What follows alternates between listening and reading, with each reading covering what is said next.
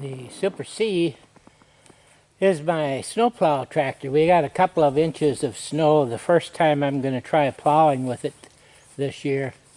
I've got a battery maintainer put on it, and I'm going to see if I can't start it up. It's 12 degrees out, which is not too bad. That's Fahrenheit. But first I have to take the sediment bowl off, put a new gasket in because the old one was leaking. So I've got the gas turned off. So let's go do that first. Well, it's a little hard to see that, but I'll take it from that other, I'll do it from the other side. This is my new gasket for it, cork. And see if I can get that on.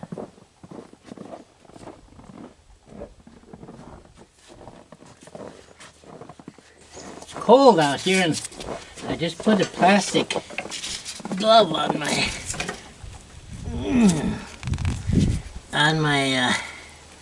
hand, so when the gas spills out, that's tight.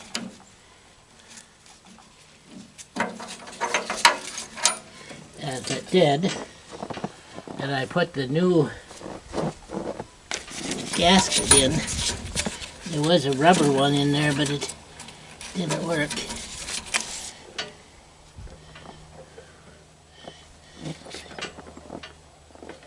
That's nothing up in there now, as far as I can. I better see. Seemed like I should have had a... Of course, there I lost the other part down through. Now it feels like it's empty. So let's put this in.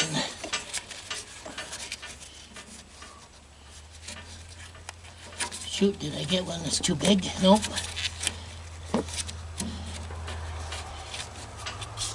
I gotta come over there and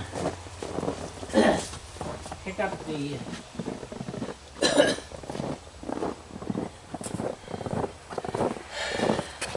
little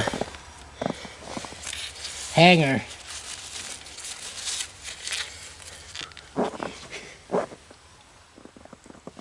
Gasket looks like it's in fine. Let's put this hanger in its notches. Actually, let's see if I can screw this down a little bit. That's about as far as it'll go. Well, may not fit in there very good with a new cork gasket. So this is the original one that was on the tractor.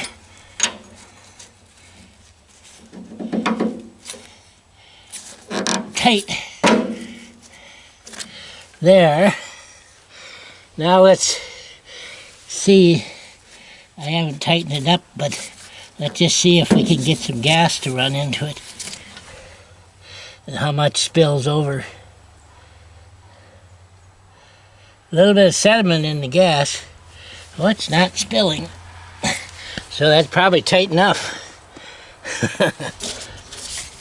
So what's the chances of it'll start? Let's back off here.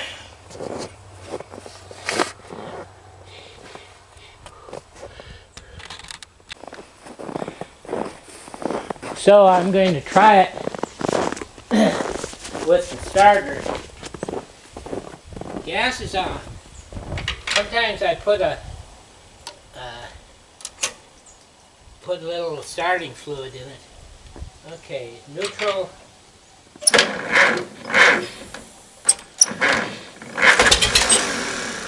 Trying.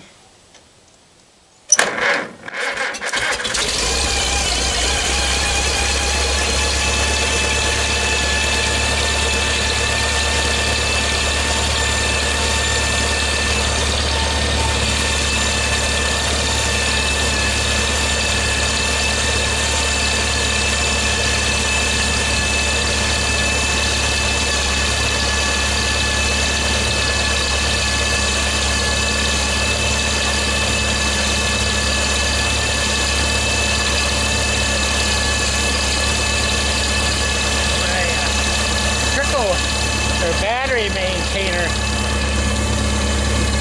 Ever start. I suppose that came from Walmart.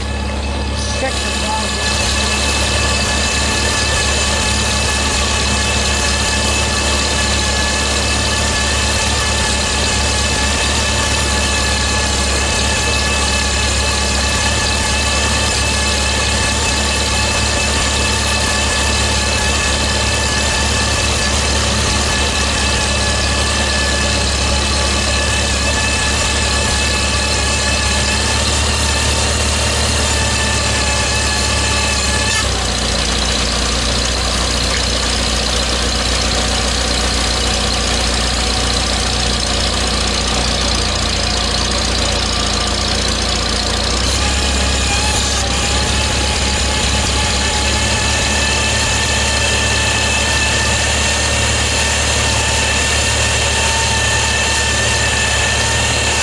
Put a new seat cushion on it this fall. $26 plus tax or whatever at Tractor Supply. So I should be sitting comfortably. There isn't really much snow to plow, but I'll take it out, try it out. Gotta let it warm up just a little bit.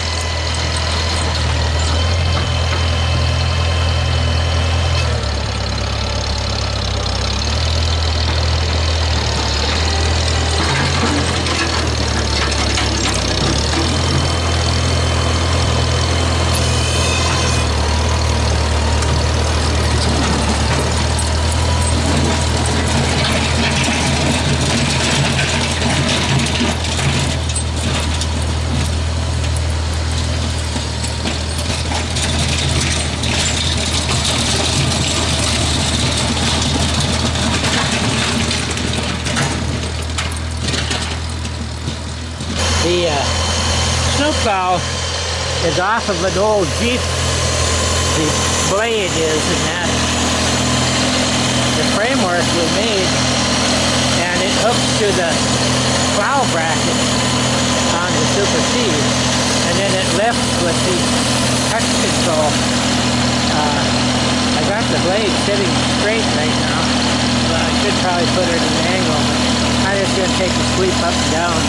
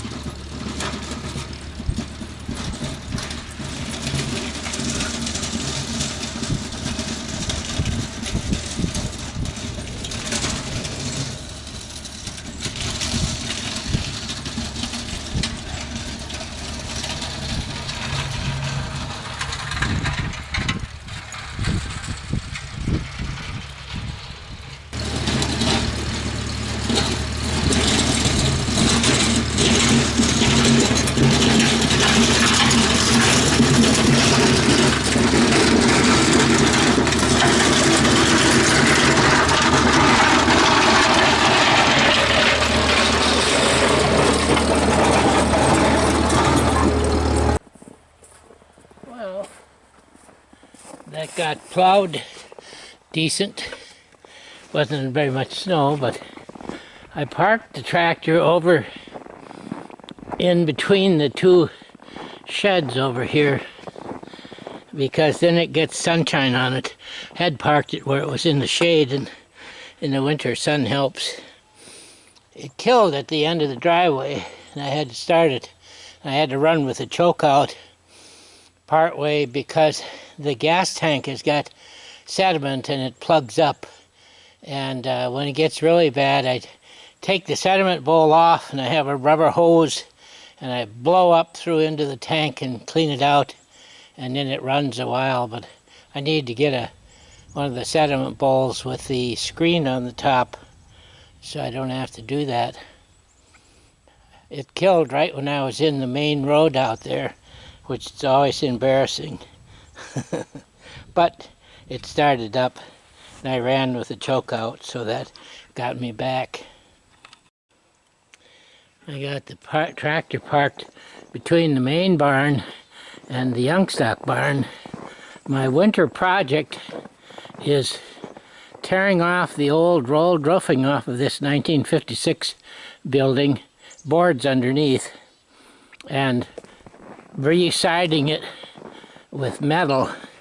Started on the south side over here, and tore off the roll roofing, nailed in the things. Then I got some used metal from a neighbor for a screen. It's a little dirty yet, but it cost me $1.75 a foot. These are 17-foot sheets, so that's like something like 25 bucks a sheet. But I need, the building is 32 feet long, so my 17 sheets are a little bit longer. I'm going to cut off the end, and I've been covering up. You can see where there are windows. I covered those up, but I'm going to cut those out with the thing. The rolled roofing, Dad put that on in 1956, and it gradually has gotten bad. It had been patched some, but it's all boards sawed from trees, from lumber on our farm, and so I tearing it off, and it had a layer of that rolled roofing, which is actually quite durable if you think about 70 years of it. And then underneath that was tar paper, and then full boards, and so that made a pretty good finish. And the young calves were in there, 16 foot by 32 foot, and I suppose we kept maybe 25, 30 calves in there.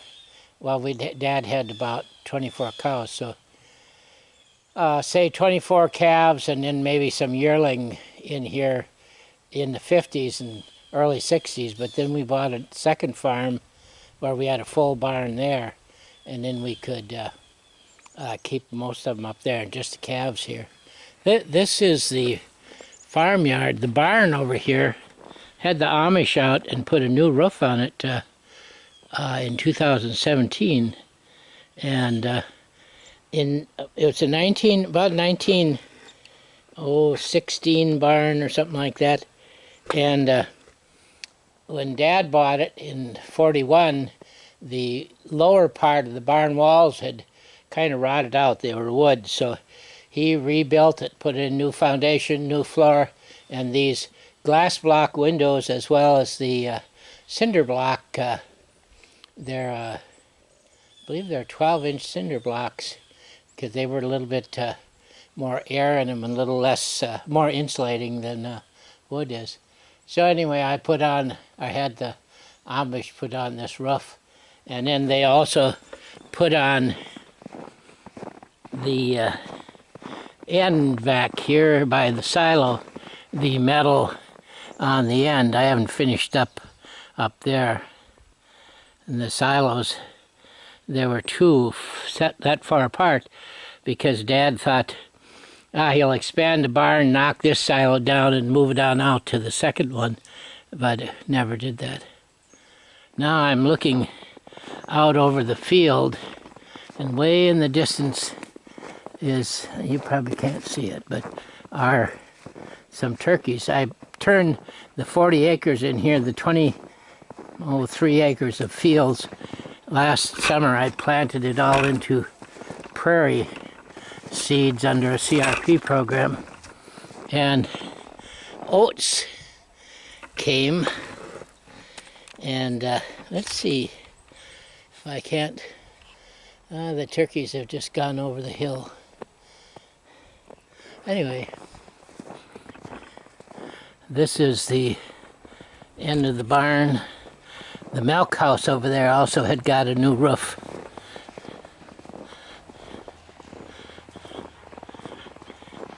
Some swans flying over.